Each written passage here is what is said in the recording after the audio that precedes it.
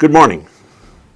Today, I would like to talk about a chapter in the history of Polish Americans in America that dovetails with our celebration in February of Black History Month. There are statues of Tadeusz Kosciuszko, Thaddeus Kościuszko, the great hero of the American Revolution, the designer of West Point, all over the United States.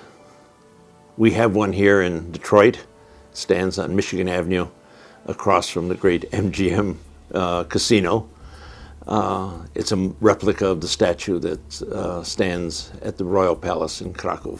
And yet his history is really quite unknown, in spite of the fact that he's honored with these statues and with towns all over America named after him. In fact, Oprah Winfrey grew up in a town named Kościuszko. Who was he? He came to serve in the new America at the insistence of Benjamin Franklin.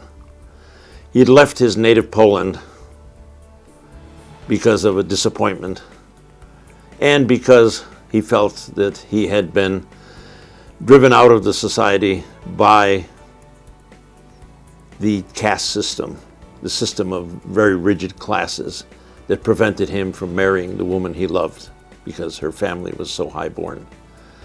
And so he came with a dislike of class structures. He came with a dislike, in fact, even hatred of serfdom, which he tried to eliminate when he went back to fight for Poland after the American Revolution. And so he came here already with the ideological tools that would make him an American. This month is, of course, Black History Month. We celebrate the achievements of all of those African Americans who, despite prejudice, despite the horrors of slavery, made major contributions to the history of the United States. And we also celebrate those who helped them in their struggle over the centuries. It's a nice conjunction, Kościuszko's birthday and Black History Month, because there is a conjunction. Kościuszko's friend Thomas Jefferson called him the purest son of liberty I have ever met, and not liberty just for the rich and the highborn. He believed very deeply in equality and liberty for all people, regardless of their religion, their race, their social origins. When he came to America to fight for American liberty, he served for 8 years without pay, and he threw himself entirely into the struggle. But one of the things that dismayed Kościuszko was that how Americans could be struggling to create a new and free nation when the most unique democratic experiments in the history of the world, and yet countenance an institution as hideous as slavery. And he spoke out against it. During the war, when he served as engineer on the Southern Front, one of his fellow officers, a man named Lawrence, who came from a very wealthy Southern family, was killed in battle. When his fellow officers gathered to divide up his clothing, Kościuszko stepped forward and said, "Why don't you give those fine shirts and clothes to the 2 slaves that he brought with him who followed him into battle and took care of him?" Because he said, their skin deserves to bear the feel of fine cloth just as much as yours. So this was a commitment.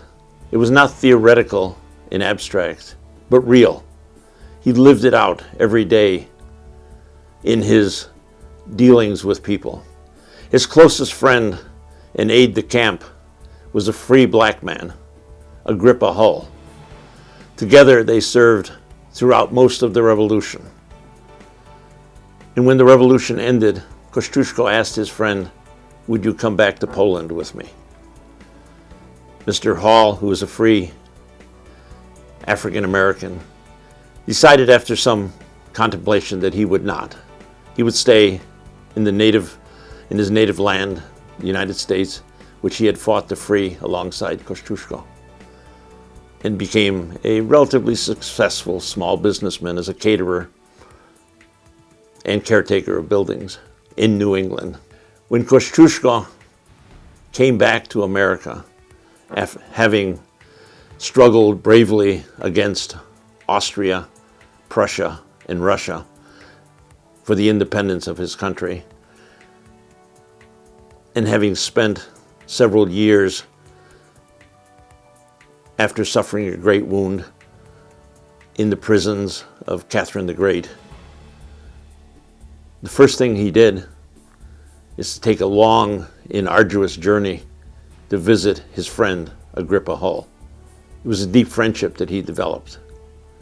We know also in Poland, when he fought for Polish independence, inspired by his example, African Caribbeans came from places like Haiti and the Dominican Republic to serve with him because he was such an inspiration. One of his comrades in arms in Poland was a black man named Jean-Pierre, who served with Kościuszko in the jails of Catherine the Great. So Kościuszko really reached out to people of all colors, and they loved him because, above all, he understood their struggle, and he understood the importance of justice and equality. But perhaps nothing marks his impact on slavery than his will. When he returned to the United States from a Russian prison, he lived with his friend Thomas Jefferson. He urged Jefferson to free his own slaves, which Jefferson did not do. But Kościuszko decided that he would take all of the money that Congress had voted him for the service, the unpaid service that he gave the United States, and ask Jefferson to sell it and take the land and whatever appreciation it had achieved and use that money to buy African Americans out of slavery and to make them citizens of the United States. He expressed this very well in his will. In his rather awkward English, in this will he wrote, "I beg Mr. Jefferson that in any case I should die without will or testament, he should buy out of my money so many Negroes and free them that the remaining sum should be sufficient to give them education and provide for their maintenance." That is to say, each should know the duty of a citizen in a free government, that he must defend his country against foreign as well as internal enemies who would wish to change the Constitution for the worse, to enslave them by degrees afterwards. To have a good and human heart, sensible to the sufferings of others. Each must be married and have 100 acres of land, with tools and instruments, cattle for tillage, and know how to manage and govern it, as well as to know how to behave with neighbors, always with kindness and ready to help them. To themselves be frugal, to their children give a good education.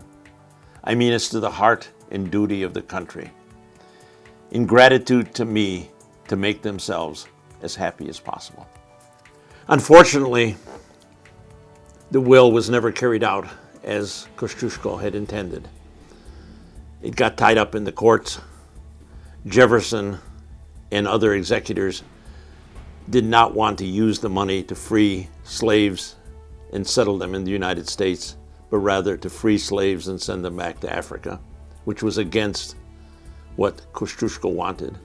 He understood that the slaves who served on American plantations were Americans.